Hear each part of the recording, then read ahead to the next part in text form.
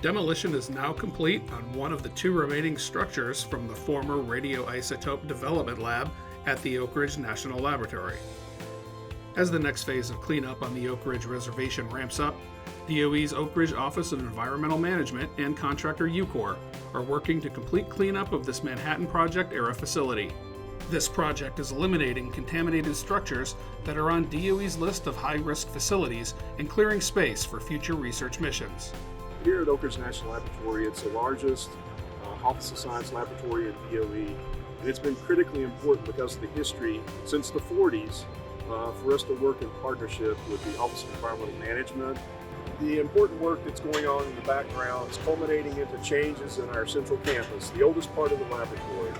The integration, the cooperation will benefit not only EM being able to get their mission done, but also the future use of the laboratory. Known as hot cells, the structures were heavily shielded concrete rooms that provided researchers protection from highly radioactive material during the years the building was operational.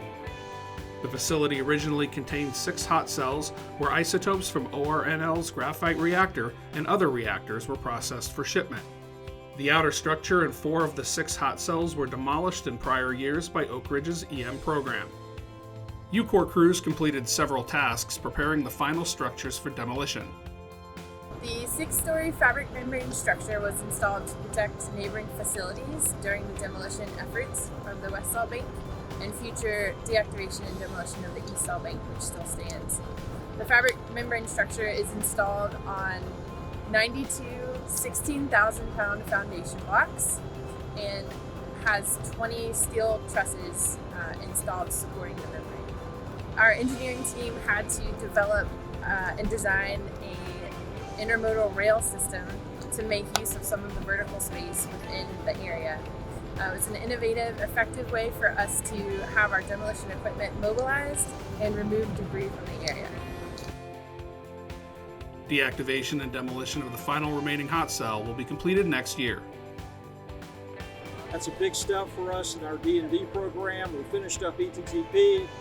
Didn't miss a beat, jumping over to Y12 within a couple months, but started the demo at Biology Complex, and now we're over here at ORNL starting our first demolition over here as well. So big step forward for the program. Certainly appreciate all the help that we've gotten from the ORNL site office, our science partners, and appreciate all the help out of labor and certainly the support from the appropriators to make all this happen.